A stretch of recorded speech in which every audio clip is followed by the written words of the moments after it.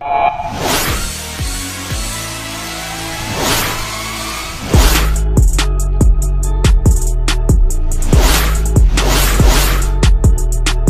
Mekos Maingu, nafundisha wanafunzi wasioona katika shule hii na ni mwalimu mmoja tu na vipindi 86. Wanaomba vile vile kwa wiki ninayo masomo 20. Sasa vipindi 86 ukiangalia hiyo ratio ni kubwa sana.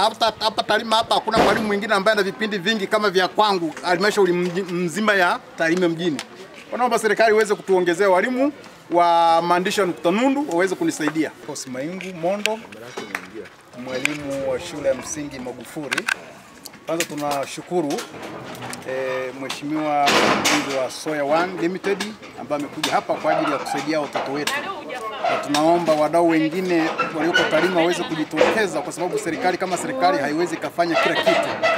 Na tunashukuru vile vile kwa ushirikiano mkubwa ambao umeweza kutupatia kwa watoto wetu, lakini bado tunajua kwamba kuna mahitaji mengine kwa namna moja ama nyingine ambayo inaathiri utendaji kazi.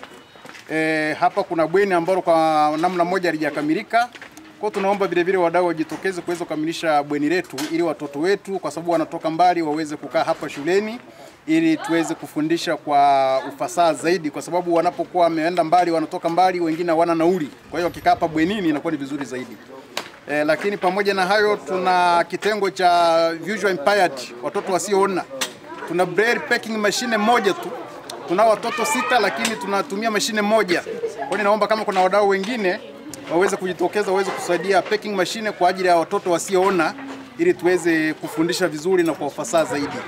Lakini pamoja na hayo kwa sababu watoto wetu ni watoto wenye mahitaji maalumu, hizi barabara zetu ambazo zinapita mahali hapa inabidi walau ziwekewe level nzuri ili anapokuwa anatembea, maana wakati mwingine anatembea anajigonga kwenye jua anaanguka, lakini pakiwepo na tiles inakuwa ni vizuri zaidi, mazingira yatakuwa ni vizuri na hilo litakuwa limesaidia kwa namna moja ama nyingine.